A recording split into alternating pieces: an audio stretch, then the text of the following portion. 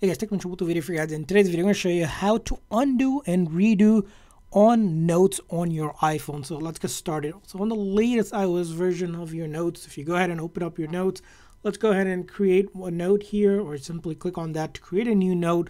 Now, when it comes to undoing and redoing, first of all, let's start typing something.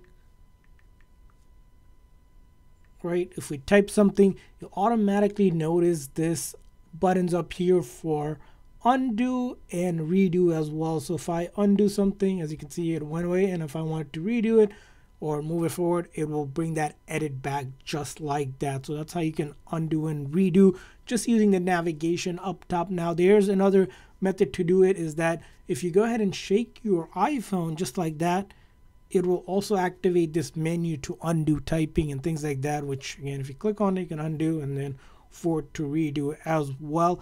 On older version, you can also click on 3 times on the screen here with your 3 fingers. So if you do a 3-finger tap, it'll activate this menu to undo as well, just like that. So if you do this 3-finger touch, you'll see this navigation come up, and then you can use the navigation as well to do undo and redo as well, just like that. So that's how you undo and redo on the Notes app on your iPhone. I hope this video was helpful. If so, please make sure to like and subscribe button. Thanks for watching, guys. See you guys next time.